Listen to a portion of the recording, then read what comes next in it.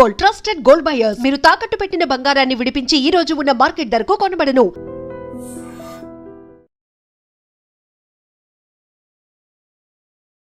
నమస్కారం, welcome to I dream. ధర్మ మార్గం విత్ విజిత కార్యక్రమానికి స్వాగతం.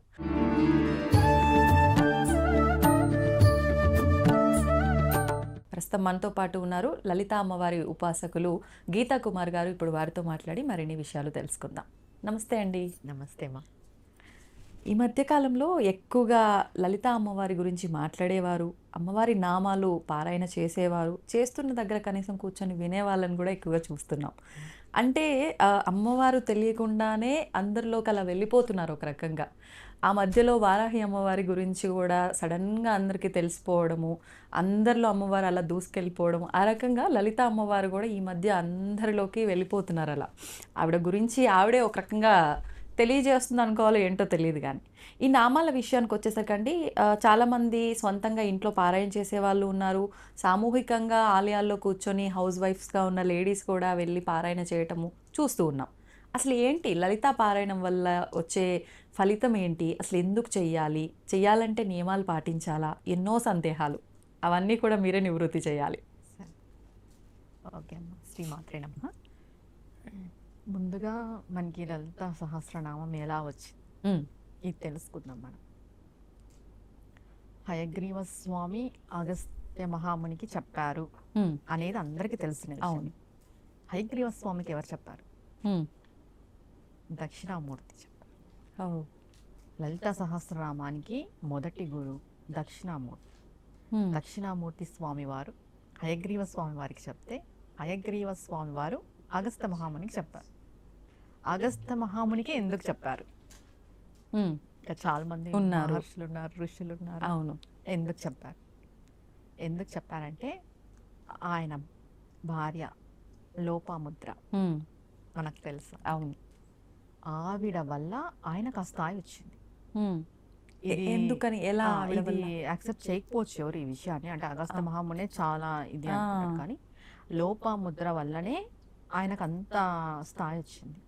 ఎందుకంటే లోపాముద్రాదేవికి సాక్షాత్తుగా అమ్మవారే గురుపదేశం చేశారు, మంత్రోపదేశం చేశారు. లలిత అమ్మవారే లోపాముద్రాదేవికి మంత్రోపదేశం చేశారు. ఓకే, డైరెక్ట్ గా. ఆమెకి ఎవరు గురువులు వచ్చి ఇచ్చింది లేదు, అమ్మవారి స్వయంగా ఇచ్చారు. అందుకు ఆవిడ చాలా, వాళ్ళిద్దరు భార్య భర్త చాలా గొప్ప స్థాయిలో ఉంటారు. మనం ఇప్పటికి చూస్తూ వింటూ ఉంటాం అగస్త్య మహాముని లోపాముద్రాదేవి అనేసి. ఆవిడ సాధన వల్ల ఆయనకు అంత స్థాయి వచ్చింది, అగస్త్య మహామునికి. అంటే భార్య చేసే సాధన భర్తకి ఈ రకంగా కూడా ఉపయోగపడుతుంది అనుకోవచ్చు. ఒక రకంగా పడుతుంది.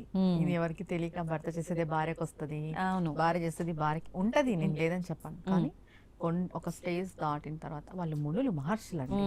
మనమంటూ మాతృలు మాత్రమే. అవును, వాళ్ళు వేరు కదా. అలా అమ్మవారు స్వయంగా ఆవిడకి ఇచ్చారు మంత్రోపదేశం. Okay okay. అలా దానివల్ల ఆయనకు అంత స్థాయి వచ్చి హయగ్రీవ స్వామి ఆయనకు చెప్పడం జరిగింది. లలిత సహస్రనామాలు రహస్య సహస్రనామాలు, రహస్యమే. మనం ఎంత లోతుగా పారాయణం చేసినా, ఎన్ని అర్థాలు తెలుసుకున్నా, గొప్ప గొప్ప ప్రవచనకర్తలే దీనిపైన చెప్పారు. అవును అవును, మనం వింటున్నాం.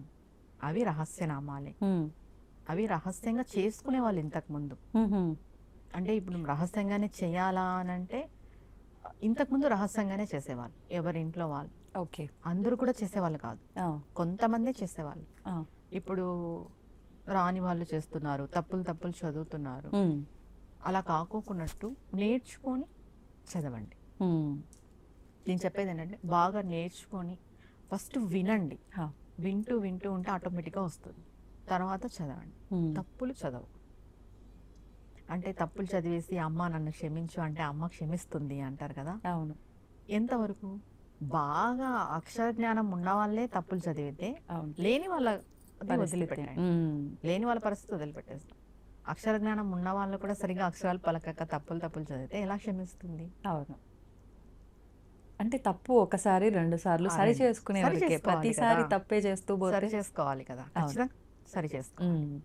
మెయిన్ లలిత సహస్రనామానికి అనుష్ఠుప్ ఉంది, ఛందస్సు. ఓకే, ఇప్పుడు చాలా మంది పారాయణాలు చేస్తున్నారు కదా, కొత్త రాగాలు కూడా మనం వింటున్నాం. రాగాల్లో చెప్పడం, మామూలుగా చెప్పడం, అది అనుష్టుప్లోనే చెప్పాలి. అంటే ఒక పద్ధతి ఉంది, ఆ పద్ధతిలోనే దానికి ఒక వెళ్ళాలి. లిరిక్ ఉంది, ఆ లిరిక్ లోనే చెప్పాలి. ఓకే. ఎక్కువ రాగాలు తీసి చెప్పకూడదు, పాటలాగా అస్సలకే పాడకూడదు. ఇప్పుడు చాలా మంది గ్రూప్ పారాయణాల్లో కొంచెం రాగాలు తీసి చదవడం అలా మనం వింటుంటాం, అలా అసలు పాడకూడదు. అనుష్టుప్ ఛందస్సులోనే చదవాలి లలిత సహస్రనామం. దానికి టైం ఇంతే.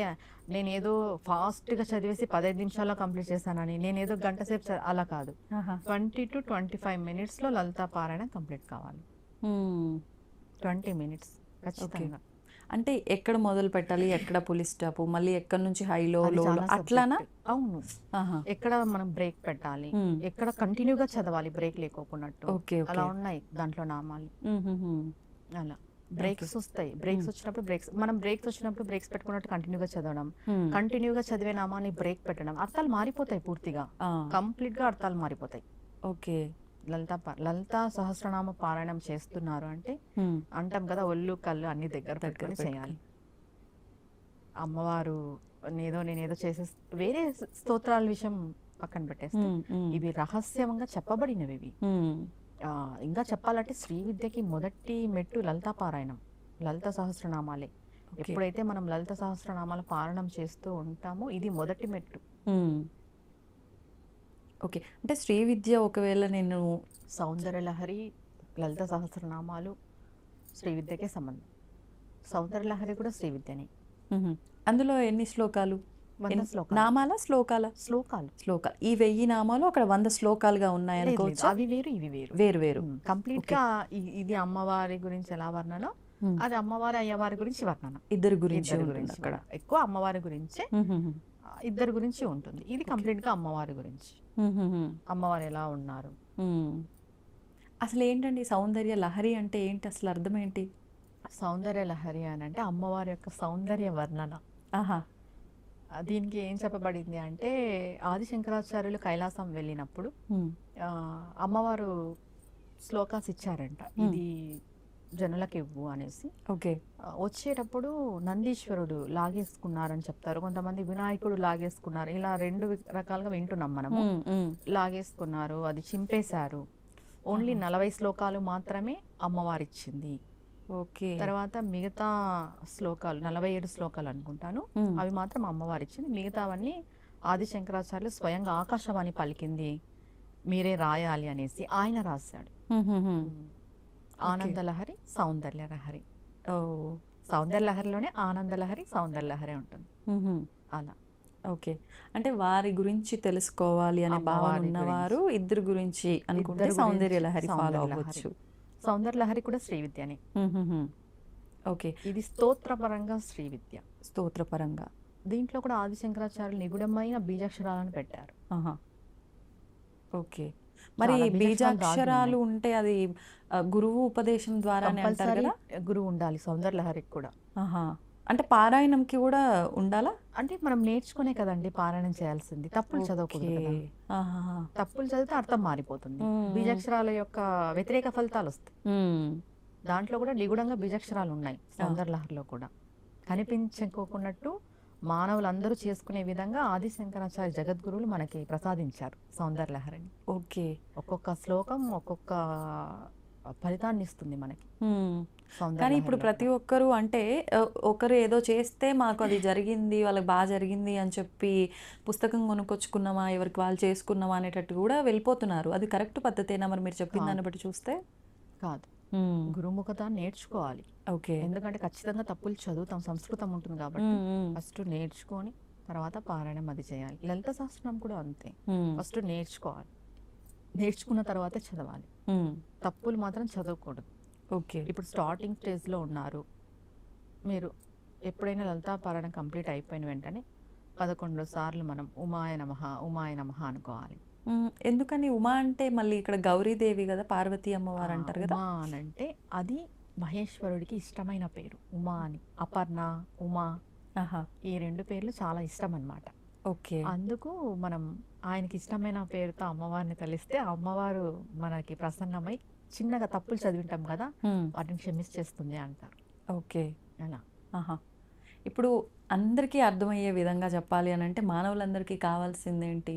కోరికలు నెరవేరటం, భక్తి, అమ్మవారి మీద ప్రేమ, ఇదంతా పక్కన పెడితే మాకు ఈ ఇబ్బంది ఉంది తొలగిపోవాలి.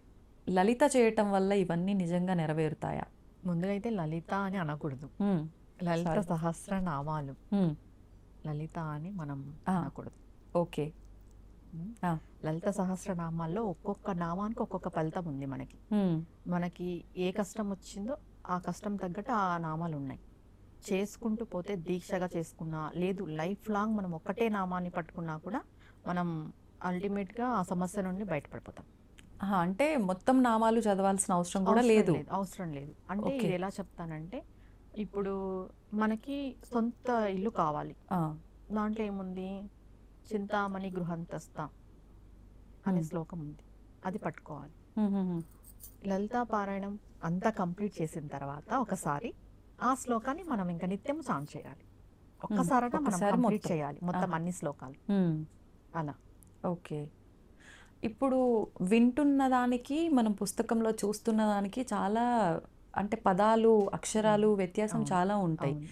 అంటే మరి మనం ఏది ఫాలో అవ్వాలి? ఒకవేళ ఇప్పుడు మేము ఫాలో అవ్వాలి భాస్కర అనుకున్నాం. భట్ల రాశారు కదా, ఆయనది ఫాలో అవ్వచ్చు. భాస్కర భట్ల ఓకే. బుక్ ఉంది కదా, మ్మ్, మ్మ్. వాళ్ళది వేళ్ళపూడి వాళ్ళది కూడా బాగుంది బుక్, పుస్తకం, అది Okay. ఫాలో అవ్వచ్చు. ఆడియో రూపంలో వింటూ అలా నేర్చుకోవాలనుకున్న వాళ్ళకి భక్తి ఛానల్లో ఓకే. వస్తుంది కదా, అది మ్మ్. ఫాలో అవ్వచ్చు. ఇప్పుడు కొంతమంది చెప్తున్నారు, అవును. అది కూడా ఫాలో అవ్వచ్చు. కానీ అనుష్ఠుప్లో ఎవరైతే చెప్తారో మనకు తెలిసిపోతుంది ఆ, ఆ. ఎక్కువ రాగాలు ఉన్నాయా, మ్మ్. అప్పుడే అర్థమవుతుంది. అంటే వినసొంపుగా అది ఉంటుంది, ఒక automatic గా పాటలాగా రాగ రూపంలో కాకుండా మంత్ర రూపంలో ఉండాలా? ఉండాలి. ఆహా. అలా ఓకే, ఓకే. మరీ రాగాలు ఉండకూడదు, మరీ ఫాస్ట్ ఉండకూడదు. మ్మ్. అలా. ఒక 2-3 నామాలు ఏమన్నా చెప్తారా అట్లా? శ్రీమాత శ్రీ మహారాజ్ని శ్రీమసింహాసనేశ్వరి చిదగ్నికుండ సంభూత దేవకార్య సముద్యత. ఓకే. తెలియకుండానే అప్పు అది మళ్ళీ అలా వెంటనే స్లో breaks అయిపోవడం, అట్లా వస్తాయి. బ్రేక్స్. అలా ఓకే, ఓకే. మనం అంటే ఇప్పుడు చాలా మందిలో ఏంటంటే ఏం తీసుకున్నా మంత్రం, మనం ఆల్రెడీ ఇంత ముందు ఎపిసోడ్లో కూడా మాట్లాడుకున్నాము నియమాలు పాటించాలి అని చెప్పి. మీరు ఇందాక చెప్పినట్టుగా ఎప్పుడు కుదిరితే అప్పుడు చేసుకుంటాము లలితా సహస్రనామాలు అనడం కన్నా సూర్యోదయం లోపల అన్నారు. 6 అలా లోపు. ఇంకేమైనా నియమాలు ఉన్నాయా? ఈవినింగ్ అంటే కొంతమంది 3 సార్లు చేసుకుంటారు డే. డైలీ 12 to 1 లోపు చేసుకోవచ్చు. 3 సార్లు పారాయణం చేసుకునే వాళ్ళు 12 to 1 లోపు కూడా చేసుకుంటారు. అది వేరు, అది దీక్షగా చేసుకుంటారు. 3 సార్లు చేసుకుంటామని. లేదు ఒక్కసారి పారాయణం చేసే వాళ్ళైతే మీరు ముందుగానే సంకల్పం చేసుకునేటప్పుడు ఈవినింగ్ చేసుకోగలరా, మార్నింగ్ చేసుకోగలరా డిసైడ్ అవ్వాలి. మేము ఎప్పుడు పడితే అప్పుడు చేసుకుంటాం అనేక లేదు. అంటే సంకల్పం మేరకు చేసుకునే వాళ్ళు, కోరిక మేరకు కుదిరినప్పుడల్లా అని చేసుకునే కాదు. వాళ్ళు. కుదిరినప్పుడల్లా ఎవరు చేసుకోవచ్చు. నార్మల్ గా ఏ కోరిక లేదు, మేము నార్మల్ గా అమ్మవారివి వినాలి, చదవాలనుకునే వాళ్ళు ఈవినింగ్ మార్నింగ్ చేసుకోవచ్చు. అది కూడా ఆఫ్టర్నూన్ టైమ్స్ లో చదువుతాము అదంటే కాదు. ఓకే. కోరిక మేరకు చేసుకునే వాళ్ళు ఫస్ట్ కంప్లీట్ గా ఒక టైం డిసైడ్ అవ్వాలి, ఈవినింగ్ మార్నింగ్ అని. ఓ. మార్నింగ్ అయితే 6 లోపు, ఈవినింగ్ అయితే ఆఫ్టర్ 6 పైన. ప్రతిసారి మనం ప్రతిరోజు పారాయణం చేసుకునే వాళ్ళు నైవేద్యంగా పానకము, వడపప్పు ఖచ్చితంగా పెట్టాలి. మనం లలిత సహస్రనామాలు మనం పారాయణం చేస్తున్నాము అంటే ఖచ్చితంగా పానకం, వడపప్పు నైవేద్యం పెట్టాలి. ఇది కూడా మా గురువు గారు చెప్పింది. ఓకే. ఇప్పుడు ముందుగా అంటే దక్షిణామూర్తి గురువుగా భావించి మొదలు పెట్టడం కరెక్ట్ అంటారా? మొదటగా మొదలు పెట్టేవారు దత్తాత్రేయ స్వామి, దక్షిణామూర్తి ఓకే. మొదలు ఇప్పుడు పెట్టాలి. స్వామికి సంబంధించిన ఏదైనా మంత్రం, ఏదైనా నామం ఉందా? అంటే మొదలు పెట్టే గురుభ్యో నమః అనుకో, సరిపోతుంది. చాలు, అందరు గురువుల్ని తలిచినట్టే. శ్రీ Okay. గురుభ్యో నమః అదే అనుకోవచ్చు. లేదు మనం సపరేట్ గా దక్షిణామూర్తి స్వామిని అనుకున్నాం, శ్రీ మేధా దక్షిణామూర్తి నమః, శ్రీ మేధా సమేత దక్షిణామూర్తి నమః. ఇద్దరు భార్య భర్తని కలిపి అనుకోవచ్చు. ఓకే. ఇలా శ్రీ దత్తాత్రేయ స్వామిని నమః, దత్త దిగంబర ఇలా ఓకే. ఏదైనా అనుకోవచ్చు. ఇంకా ఏది అనుకోలేమంటే శ్రీ గురుభ్యో నమః. అలా ఫస్ట్ గణపతి మంత్రం, తర్వాత గురువు మంత్రం, తర్వాత మనం సహస్రనామ పారాయణం. ఎలానో గణపతికి మనం శుక్లాంబరధరం అవును. చెప్పుకుంటాం. అవును, మొదటగా ఏ కార్యక్రమం మొదలు అలా పెట్టినా తర్వాత శ్రీ గురుభ్యో నమః అనుకున్నా సరిపోతుంది. ఓకే. ఇప్పుడు లలితా సహస్రనామాలు అనగానే ఈ మధ్య కాలంలో అందరికీ వినిపించేది వసిన్యాది వాగ్దేవతలే ఈ లలితా సహస్రనామాలు చెప్పారు అని చెప్పి. అసలు ఎవరు ఈ వసిన్యాది వాగ్దేవతలు? అమ్మవారి యొక్క శక్తులు, అమ్మవారి నుండి ఉద్భవించిన శక్తులు. శక్తి స్వరూపాలు. అంటే ఒక రకంగా అమ్మవారి ఇంకొక రూపాలు అనుకోవచ్చా? కాదు. కాదు. కాదు, మ్మ్. అమ్మవారి ఇంకొక రూపాలు కాదు, అమ్మవారి నుండి ఉద్భవించబడిన శక్తులు అంతే. మ్మ్హ్మ్. ఓకే. అమ్మవారి రూపం అమ్మవారే, ఆ, ఇంకా వేరే ఏం లేదు. ఓకే. వీళ్ళు శక్తులు, అమ్మవారి నుండి ఉద్భవించిన శక్తులు, మ్మ్. వశిన్యాది దేవతలు. మ్మ్హ్మ్. 8 మంది ఉంటారు వీళ్ళు. మ్మ్. వీళ్ళని మనం తలుచుకున్నా కూడా వాక్చాతుర్యం, వాక్శుద్ధి జరుగుతుంది. ఓ, అంటే విడిగా వీళ్ళకి సంబంధించిన జస్ట్ ఆరాధన? పేర్లు వశిని, నా- కామేశ్వరి, భగమాలిని, ఆహా. అట్లా వీళ్ళ నేమ్స్ ఉన్నాయి. 8 మ్మ్. నేమ్స్ వస్తాయి. మ్మ్. అనుకున్నా కూడా మనకి వాక్శుద్ధి కలుగుతుంది అంటారు. మ్మ్. అంటే వీళ్ళని తలుచుకోవటం వల్ల మనకు మాటకి పవరా ఏమనొచ్చు, దాన్ని ఎలా వాక్శుద్ధి, మాట్లాడాలి? వాక్చాతుర్యం, వే ఆఫ్ టాకింగ్ అంటాం కదా, ఒకరు మాట్లాడితే మనం అట్రాక్ట్ అవుతాం కదా, అవును, అవును. అలా ఓకే. అది పెరుగుతుంది. మ్మ్. అంటే వీళ్ళు మాట్లాడుతుంటే అలా వింటూనే ఉండాలనిపిస్తుంది. ఇప్పుడు అలా అంటాం కదా, అవును, అవును. అట్రాక్ట్ అవుతాం. ఆ ఓకే. వాక్శుద్ధి కలుగుతుంది మనకి. మ్మ్. వాక్చాతుర్యం అంటాం కదా, అది. మ్మ్. ఓకే. 8 పేర్లు. మ్మ్. ఇప్పుడు చాలామంది లలితా పారాయణము, లలితా సహస్రనామ పారాయణం అనేది ఇళ్ళల్లో ఒక వారం వీళ్ళింట్లో, ఒక వారం వాళ్ళింట్లో అని చెప్పి ఇలా ఏర్పాటు చేసుకొని చేస్తూ ఉన్నారు. ఇది సరైన పద్ధతేనా? చెయ్యొచ్చా? సరైన పద్ధతే, చెయ్యొచ్చు, కానీ బాగా చదవాలి, కరెక్ట్ గా చదవాలి, తప్పులు లేకుండా. తప్పులు లేకోకున్నట్టు. పారాయణం పెట్టుకోవడం తప్పు అనను నేను. మ్మ్. కరెక్ట్ గా మంచి వేలో నీట్గా నేర్చుకొని దానికి ఒక ఛందస్సు ఉందని నేను చెప్పాను కదా, మ్మ్. అనుష్ఠుప్ ఛందస్సులో పారాయణం చేసుకోవాలి ప్రతి ఒక్కరు. మ్మ్. ఓకే. ఊరికే పారాయణాలు చేస్తున్నాం, పాడుతున్నాము, రాగాలు అలా కాదు. మ్మ్. మీరు ఎప్పుడు ఎవరు పారాయణాలు పెట్టుకున్నా, ఎంత మందితో కలిపి పెట్టుకున్నా కూడా మ్మ్. మెయిన్ పానకం వడపప్పు మిస్ కాకూడదు, స్కిప్ కాకూడదు. ప్రసాదం అయితే అది ఖచ్చితంగా దానిపైన ఎన్నైనా పెట్టుకోవచ్చు, కానీ అవి 2 ఖచ్చితంగా ఉండాలి ఆహా. పారాయణం చేస్తున్నప్పుడు మాత్రం. ఓకే. ఇప్పుడు ఖచ్చితంగా పారాయణ చేయాలి అనుకునే వాళ్ళు ఇంట్లో కానీ పూజా మందిరంలో కానీ మాత్రమే చెయ్యొచ్చా? లేదండి మాకు ఒక 2-3 గంటల జర్నీ ఉంది, మేము డైలీ ఆఫీస్కి వెళ్ళాలంటే చేసుకోకూడదు. అలా కూడా చేసుకోవచ్చా? చేసుకోకూడదు. ఎందుకనండి? అవి రహస్య నామాలండి, వాటికంటే ఒక శక్తి ఉంది. మేము ఎలా పడితే అలా ఇప్పుడు బస్సులో మనం జర్నీ చేస్తుంటాము, ఎవరు ఎలా ఉంటారో మనకి ఎలా తెలుసు? ప్లేస్ కూడా శుద్ధిగా ఉండాలి కదా. అవును. మన ఇంట్లో, మన గృహంలో నీట్గా ప్లెజెంట్గా ఉండి మన పూజా మందిరంలో చేసుకోవచ్చు, టెంపుల్స్లో చేసుకోవచ్చు. ఆహా. అంతే తప్ప ఎక్కడ జర్నీలో చేస్తాం, దాంట్లో ఒక నామాన్ని తీసుకుంటాం కదా, దాన్ని మనం చాంటింగ్ చేసుకోవచ్చు. ఓకే. అంటే మీరు చెప్పినట్టుగా ఒకసారి పారాయణం అయిపోయినాక సింగిల్ ఒక గా నామం తీసుకున్నప్పుడు ఉంటుంది. ఎప్పుడు చాంటింగ్ చేసుకోవచ్చు, ప్రాబ్లం లేదు. మ్మ్. మొత్తం సహస్రనామాలన్నీ చదువుతామంటే చదవకూడదు. మ్మ్. అలా ఓకే. కూర్చొని నీట్గా పద్ధతిగా చదువుకోవాలి అని ఒక చోట. ఓకే. ఇప్పుడు చదవాలన్నా కూడా అంటే డైలీ తలస్నానం చేయాలి, లేదంటే ఇలానే ఉండాలి, ఇక్కడే చేయాలి ఇంట్లో, ఇవి కూడా ఏమైనా చూసుకోవాలంటారండి? తలస్నానం నియమం అయితే లేదు లేడీస్కి. మ్మ్. పసుపు నీళ్ళు జస్ట్ మనం చిలకరించుకున్నా కూడా సరిపోతుంది. ఓకే. లేడీస్కి నియమం అయితే లేదు. మ్మ్. ఆ, మనం ఏ టైంకి అయితే స్టార్ట్ చేసి ఎండ్ చేస్తామో ఆ టైంకే చేయాలి. మార్నింగ్ 6 లోపు అనుకుంటే మార్నింగ్ 6 లోపు ఖచ్చితంగా చేయాలి, సంకల్పం పెట్టుకున్న వాళ్ళు. మ్మ్. ఒక కోరిక మేరకు చేస్తారు కదా, ఖచ్చితంగా 6 లోపు అనుకున్న వాళ్ళు 6 లోపు, లేదా ఈవినింగ్ చేసే వాళ్ళు ఈవినింగ్. ఇది మెయిన్. మ్మ్. డైలీ తలస్నానం నియమం అయితే కాదు, పూజా మందిరంలో ఎక్కడ చేస్తామో అక్కడే, మ్మ్. అంతే. ఓకే. బయట చేస్తాం కుదరలేదు, మెయిన్ దీక్ష సంకల్పం పెట్టుకునే వాళ్ళు ఎక్కడికి వెళ్ళకండి. మ్మ్. జర్నీస్ కానీ పక్కా ఊర్లకు కానీ ఎవరైనా ఇంటికి కానీ, అది కంప్లీట్ అయిన తర్వాత వెళ్ళొచ్చు. ఎన్ని రోజులు పెట్టుకోవచ్చు అంటారు అలా ఒక దీక్ష పెట్టుకోవాలనుకుంటే? కొంతమంది 6 months చేస్తారు, 45 days, మ్మ్. 21 days, కొంతమంది త్రిరాత్రి వ్రతం అని చేస్తారు. ఆహా. ఆ, ఇది ఎలా? ఇది ఎలా అంటే 3 రోజులు 3 పూటలు లలితా పారాయణం చేస్తారు. ఆహా. 9 సార్లు 9 పారాయణం సార్లు. అయిపోతుంది, ఓకే. అలా చేస్తారు. ఆహాహా. నెక్స్ట్ డే 4th డే గణ నైవేద్యం పెట్టేసి అమ్మవారికి మ్మ్. దీక్షా విరమణ చేస్తారు. మ్మ్. అంటే ఇది ప్రత్యేకించి పలానా తిది రోజు లేదంటే ఈ రోజే చేయాలి అని ట్యూస్డే స్టార్ట్ చేయొచ్చు, మంగళవారం స్టార్ట్ చేయొచ్చు, మ్మ్. లేదా ఫ్రైడే స్టార్ట్ చేయొచ్చు. ఓకే. అలా. ఆహా. అంటే మనం ఎక్కువగా అమ్మవారి ఆరాధన చేసే రోజులు మంగళ శుక్రవారాలే తీసుకుంటాం కాబట్టి ఆ డేస్ లో స్టార్ట్ చేసేసుకొని ఓకే. 3 పూటల లలితా పారాయణం చేస్తాము. కొంతమంది తినరు, ఆహారం కూడా తినరు, పళ్ళు పాలతోనే ఉంటారు. Complete 3 days. కంప్లీట్ 3 days ఉంటారు ఓకే. పళ్ళు పాలతోనే. మ్మ్. ఇంకా అమ్మవారికి డైలీ పానకం వడపప్పు 3 పూట్ల ఇదే పెడతారు, పెట్టిన నైవేద్యం తిని ఉంటారు, పండ్లు అవి అంతే. Last day 4th day early మార్నింగే గణ నైవేద్యం పెట్టేసేసి మ్మ్. మనం దీక్ష విరమణ చేసుకుంటాం. అప్పుడు కూడా పారాయణం చేస్తాం 10వ సారి. ఆహా. ఇది కూడా చేసుకోవచ్చు. ఓకే. ఓకే. అంటే ఇట్లా ఫాస్ట్ రిజల్ట్. ఇది చేయడం వల్ల. ఓకే. త్రిరాత్రి వ్రతం ఫాస్ట్ రిజల్ట్. ఎక్కువగా అంటే మామూలుగా మనకి దేవి నవరాత్రుల్లో కూడా 3 రాత్రులుగా డివైడ్ డివైడ్ చేస్తారు కదా. చేస్తారు. లాస్ట్ 3 days త్రిరాత్రి వ్రతంగా భావిస్తాం. అష్టమి, నవమి, దశమి 3 days గా విభజన చేస్తాం కదా. అవును. సరస్వతికి, అవునండి. మహాకాళికి, మహాలక్ష్మికి అలా సపరేట్గా త్రిరాత్రి వ్రతం అని లలితా అమ్మవారికి కూడా చేసి లలితా పారాయణం చేసుకోవచ్చు. సంకల్పం పెట్టుకొని ఏదైనా కోరిక, ఓకే. ధర్మబద్ధమైన కోరిక. అంటే ఏ కోరికైనా మనకు ఇది అవ్వాలి అనుకున్నది పెట్టుకోవచ్చా, లేదంటే పలానా ఈ త్రిరాత్రికి సంబంధించి ఈ కోరిక కోసమే అని? మనది ఏదైనా ఏ కోరిక? సంసార పరంగా కానీ ఇప్పుడు నిత్య జీవితంలో మనకి ఏమేమి అవసరాలు ఉంటాయో అవును. అవి ధర్మబద్ధమైన కోరికలు ఖచ్చితంగా నెరవేరుతాయి. ఇది నిజంగా చాలా సింపుల్ కూడా, అందరూ చేసుకోవచ్చు.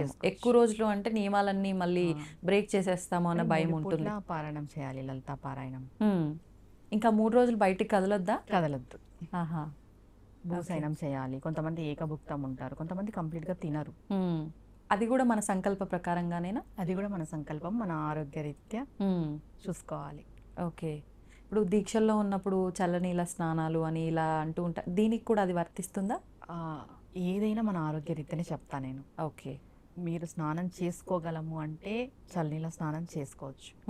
మీరు తల స్నానం చేసుకోగల కెపాసిటీ ఉంటే తల స్నానం చేయండి, లేదు అంటే వేడి నీళ్ళ స్నానమే చేయండి, ఒళ్ళుకే చేయండి. ఓకే. ఏదైనా మన ఆరోగ్య రీత్యా.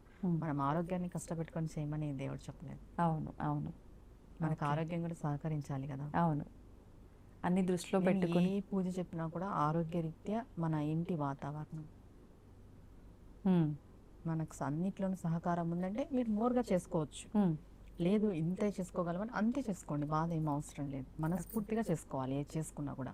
అయ్యో మేము అలా చేయలేకపోతున్నామే, ఇలా చేయలేకపోతున్నామే అవసరం లేదు. మనసు అనేది ముఖ్యం ఇక్కడ. ఓకే.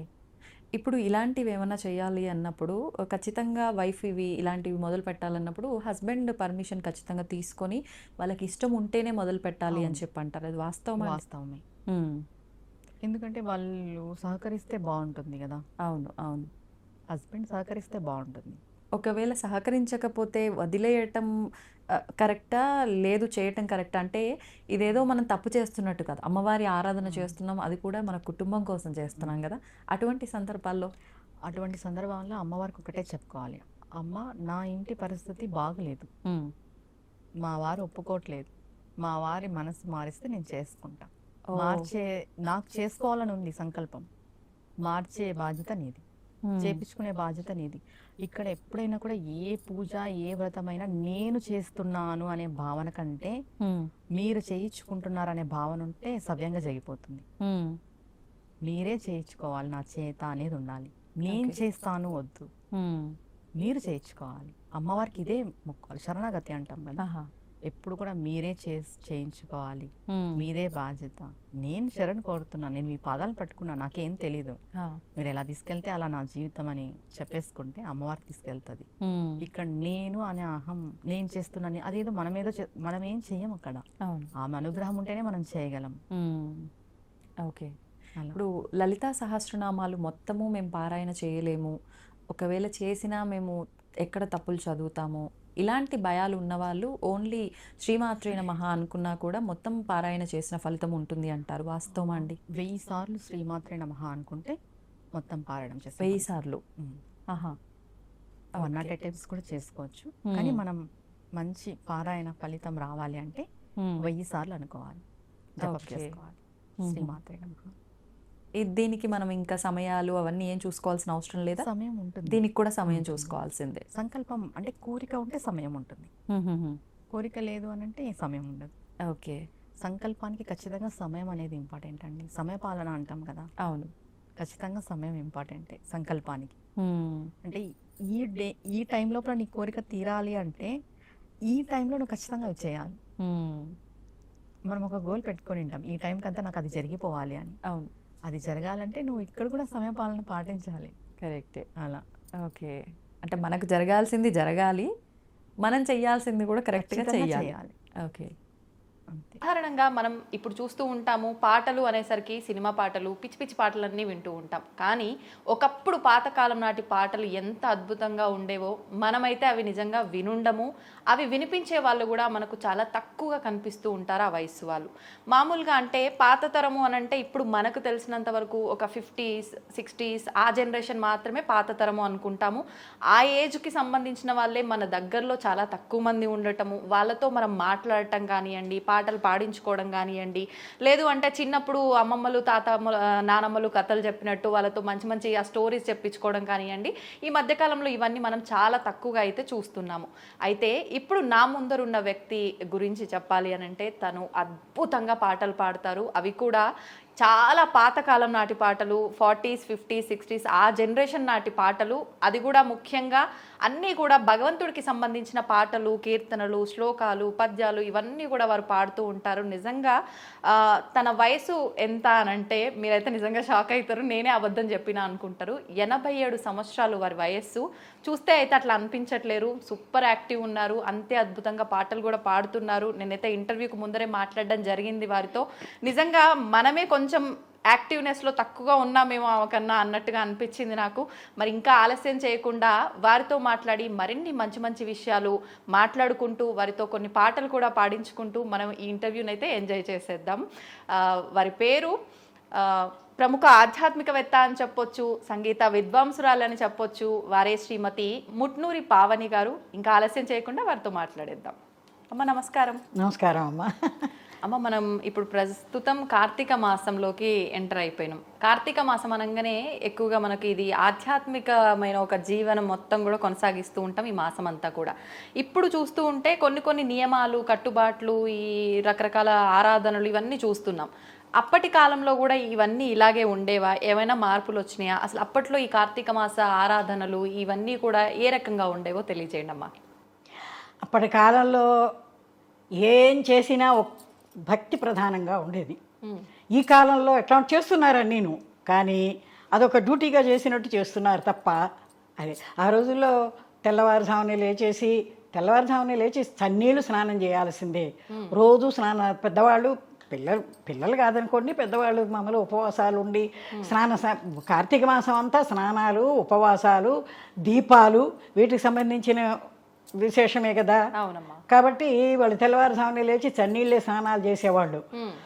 తర్వాతను మరి నగర సంకీర్తనలు చేసుకుంటూ చీరాల అక్కడ బోర్డు దూరాలు ప్రయాణాలు చేసి, రైళ్లలో ప్రయాణాలు చేసి వెళ్ళి కూడా సముద్ర స్నానాలు చేసేవాళ్ళు. కార్తీక మాసంలో కార్తీక పౌర్ణమి వస్తే ఆకామావై, కార్తీక పౌర్ణమిలో సముద్ర స్నానాలు చేస్తారు. ఆషాఢ పౌర్ణమి, కార్తీక పౌర్ణమి, మాఘ పౌర్ణమి, వైశాఖ పౌర్ణమి వీటిలో సముద్ర స్నానాలు తప్పకుండా చేస్తారు. అది నదీ స్నానాలు చేస్తారు. చేసేటప్పుడు ఆచారం ఏంటంటే భార్యాభర్తలుగా వెళితే మాత్రం ఇద్దరు కొంగు ముడేసుకుని చక్కగా స్నానాలు చేయాల్సిందే. పద్ధతులు అట్లా ఉండేవి. మేము పొద్దున్నే 2 కిలోమీటర్ల దూరం నడుచుకుంటూ భజనలు పాడుకుంటూ అక్కడ దీపాలు వెలిగించుకునేందుకు అక్కడ ముత్తైదులందరికీ పళ్ళు తాంబూలాలు పంచిపెట్టుకోవటాలు ఇవన్నీ ఆ నది ఒడ్డున స్నానాలు చేసి అది ఒకటి ప్రధానంగా ఉండేది. తర్వాత వన సమారాధనలు ఎందుకంటే ఉసిరి చెట్టు ఉన్న చోటనే ఆ వనంలోనే ఆ సమారాధన చేసేవాళ్ళు. అక్కడే ఉండి, అప్పట్లో అయితే అక్కడే ఉండి చేసేవాళ్ళు ఎంతమందికిను, అక్కడే ఉండేవాళ్ళు. ఇప్పుడంతా ఎవరికి వాళ్ళు వండుకు తీసుకెళ్ళి అక్కడ పెట్టుకు తింటున్నారు. కానీ అక్కడ చేసేవాళ్ళంతా మళ్ళు కట్టుకుని, అప్పుడు మడి వ్యవహారాలు ఎక్కువ ఉండేవి కదా ఆ రోజుల్లో. అక్కడే మళ్ళు కట్టుకుని చేసేవాళ్ళు. ఆ విష్ణుమూర్తికి, లక్ష్మీదేవికి అక్కడ అందరూ దీపాలు పెట్టుకుని చక్కగా పూజలు చేసి పాటలు పాడుకుంటూ ప్రదక్షిణాలు చేసుకుంటూ అంతా అయిన తర్వాత ఆ చెట్టు కింద అందరూ భోజనాలు చేసేవాడు. మన సమారాధన అట్లా ఉండేది అప్పట్లో. అది తర్వాత వచ్చేటప్పుడు దీపదానం. ముఖ్యంగా అది ముత్తైదులు ఏమిటో అందరూ దీపదానం చెయ్యాలి అనేవాళ్ళు. అది చేసేవాళ్ళు. సరే దాన ధర్మాలు ఇవన్నీ సరే, వాటికి ఎంత శక్తి కొద్దీ అంత చేసుకోవటమే. ఈ కార్తీక మాసంలో ఏమైనా ఇవ్వచ్చు, అన్ని వస్త్రదానం చేయొచ్చు. ఈ కార్తీక మాసం వచ్చేటప్పటికి అన్ని వస్త్రదానం సరే, ధనము ఏ రకంగా ఇచ్చినా ఏది ఇచ్చినా కార్తీక మాసంలో ఇచ్చింది రెట్టింపు ఫలితాన్ని ఇస్తుందని చెప్తారు కదా. అవును అవును. కార్తీక మాసం విశేషం, మాసంలో విశేషంతో ఇచ్చిన చేసిన వీటన్నిటికీ రెట్టింపు ఫలితాలు వస్తాయి అని చెప్పేవాళ్ళు. మరి ఆహాహా. అదే అదే ఆ. మరి ఇప్పుడు వీటితో పాటు దీపారాధన కూడా చాలా విశేషం కదమ్మా. ఇప్పుడైతే రకరకాల దీపాలు అంటున్నారు, రకరకాల ఒత్తులు కూడా సంఖ్యలు అంటున్నారు. ఇవన్నీ అప్పట్లో కూడా ఉన్నాయా? అయ్యో, అందరూ ఒత్తులు స్వయంగా చేసేవాళ్ళు. ఎవరికి వాళ్ళు? స్వయంగా కొనే ఒత్తులు దొరికేవి కాదు అసలు, అప్పుడు ఉండేవి కాదు అసలు. ఇళ్లలో కూర్చొని చేయటమే. నేను కూడా మా ఇంట్లో ఇప్పటికీ నేనే చేసుకుంటా ఒత్తులు, బయట నుంచి కొనను. వాళ్ళంతా మీ రాట్నాల మీద చేసే పత్తి కూడా సరైనది ఉండదు. అవునవును.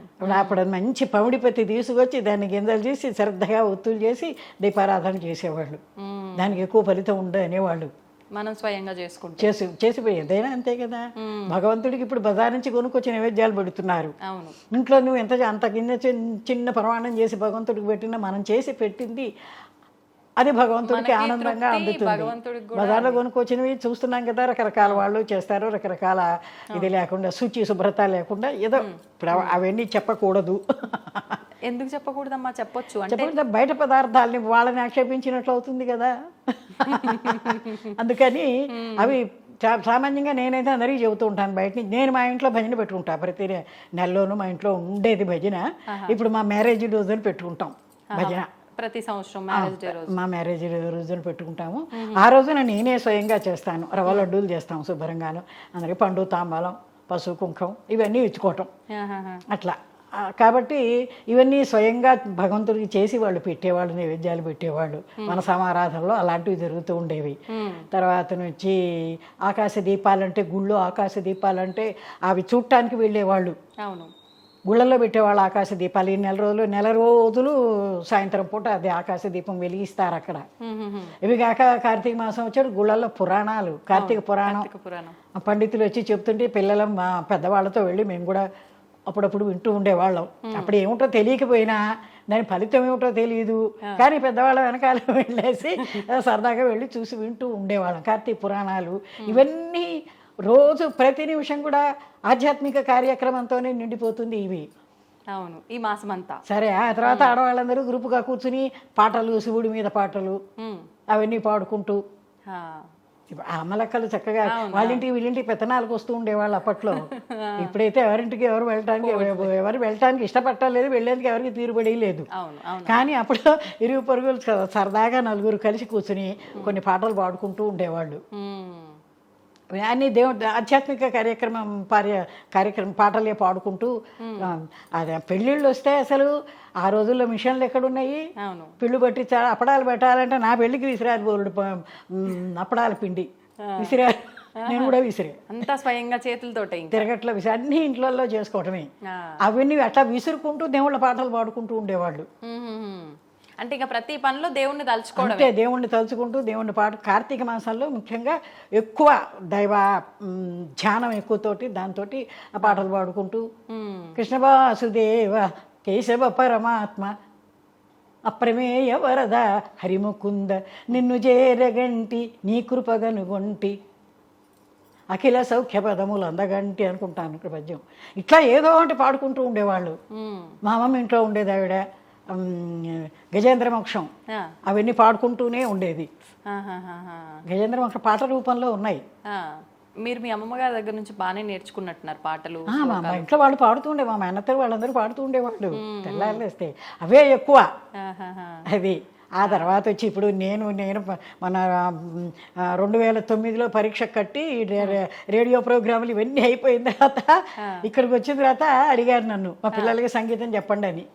అందరూ బాగా పాడతారు మీరు. అయ్యా నాకేం సర్టిఫికెట్ అది ఏమీ లేదు, సంగీతం అంటే ఒక కట్టుబాటుగా చెప్పాలి కదా పద్ధతిగాను. ఏమక్కర్లేదు మీకు అన్నారు. సరేలే, ఎందుకు వచ్చింది అనేది 2009లో పరీక్ష కట్టా నేను సర్టిఫికెట్ కోర్సుకి. పరీక్ష కట్టి ఎప్పుడు ఫిబ్రవరిలో చేరితే మేలో పరీక్షలు 3 నెలలకి ఏమొస్తాయి.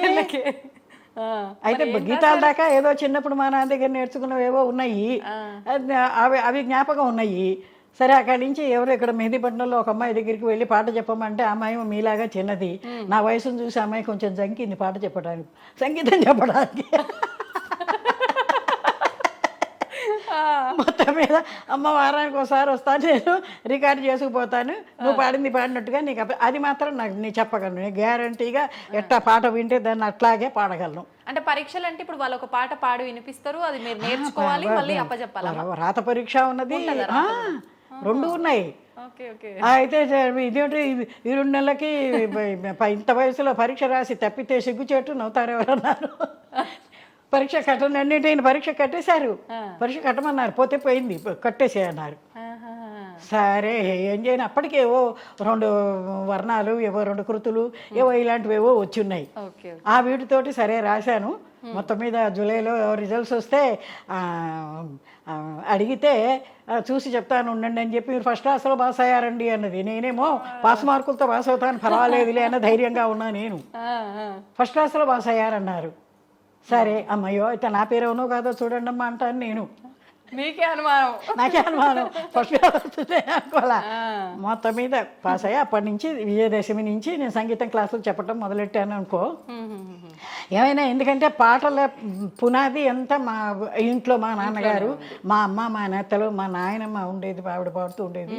ఆవిడ రోజుల్లో పాడిన పాటలు 100 సంవత్సరాల నాటి పాటలు అంటున్నా. ఇప్పుడు మరి అమ్మ అంటే ప్రతి కదలికలో మీ ఇంట్లో వాళ్ళు ఇట్లా పాటల సమూహంలో పాడుతుంటేనే మీరు పుట్టి పెరిగారు.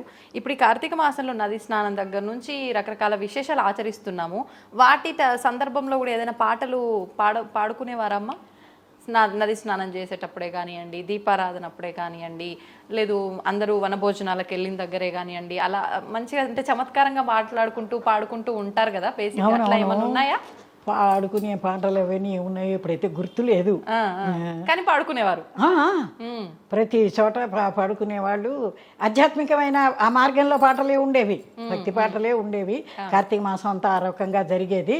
బ్రహ్మాండంగా శివుడు పాటలు పాడుకుంటూ ఉండేవాళ్ళు. సాయంత్రం అయ్యే ప్రదోష కాలంలో శివుడు పాట దీపారాధనలు చేసి వాకిట్లో దీపాలు పెట్టి, దేవుడి దగ్గర దీపం పెట్టి శివుడు పాటలు పాడుతూ ఉండేవాళ్ళు మా అమ్మ వాళ్ళ ఇంట్లో. అట్లా కార్తీక మాసం తర్వాత వచ్చి ఈ 4 రోజులు అయిపోయిన తర్వాత పోలి స్వర్గానికి అని చెప్పి దీపాలు వెలిగించి నదుల దగ్గర కాలువలు అవి ఉండేవి కదా అప్పుడు. ఆ కాలువల దగ్గరికి వెళ్ళి దీపాలు వెలిగించి అక్కడ అందరికీ బొట్లు తాంబూలాలు అవన్నీ ఇచ్చి చక్కగా చేస్తూ ఉండేవాళ్ళు. అవి ఆ కార్తీక మాసం అంతా ఆ పోలి స్వర్గం కథతో కంప్లీట్ అవుతుంది. ఆ కథ ఏమిటంటే ఒక కుటుంబం, కోడలు ఉంటుంది. ఆ కోడల్ని నానా బాధలు పెడుతూ ఉంటుంది అత్తగారు, చాలా బాధలు పెడుతూ ఉంటుంది. సరే ఒకసారి వాళ్ళందరూ అత్తగారు మామగారు ఎక్కడికో వెళ్ళినప్పుడు ఈ అమ్మాయి పాపం ఈ పోలి అమావాస్య ఏదో వచ్చినప్పుడు తను వెళ్ళి ఆ దీపం పెట్టుకుంటుంది. కాస్త వాళ్ళు లేరు కదా అని చెప్పి ఏదో అంటే టూకీగా చెప్తున్నా కథని. వాళ్ళు లేరు కదా అని ఆ దీపం వెలిగించుకుని భక్తిగా నమస్కారం చేసుకుంది. ఆ పోలి స్వర్గానికి వెళ్ళే ఇది పెట్టుకునేటప్పటికీ దాని ప్రభావం వల్ల వాళ్ళ అత్తగారు వాళ్ళలో కొంత మార్పు వచ్చి తన్ని ప్రేమగా చూసుకోవటం, ఆ కుటుంబం చక్కగా జరగటం అనేది ఆ కథలో ఉన్న సారాంశం. అది అంటే ఏదో రకంగా దీపారాధన అనేది ఖచ్చితంగా దీపారాధనకు ఉన్న మహాత్మ్యం, అది దీపారాధనకు ఉన్న గొప్పతనం అది. ఆ రకంగా అది అంటే ఎటువంటి సందర్భాల్లో కూడా మనము భగవంతుణ్ణి నిర్లక్ష్యం చేయొద్దు. పరిస్థితులు ఎలా ఉన్నా మనం దైవారాధన అది లేదే మనది ఉన్నది. ఆయన ఇది లేని మనం చేయగలుగుతుందా ఇవాళ మనం ప్రోగ్రామ్ చేయగలిగే వాళ్ళం. అంతే అంతే అమ్మా, అది తప్పకుండా ఉండాల్సింది. అందులో ఈ కార్తీక మాసంలో మనం కూడా చెప్పుకున్నాం, బాగుంది ఈ ప్రోగ్రామ్. అవునమ్మా, సంతోషం అమ్మా. నిజంగా మీతో మాట్లాడి, మీతో ఈ విషయాలన్నీ మాట్లాడించినందుకు నాకు కూడా చాలా హ్యాపీగా ఉందమ్మా. ధన్యవాదాలు. నమస్కారం. నమస్తే.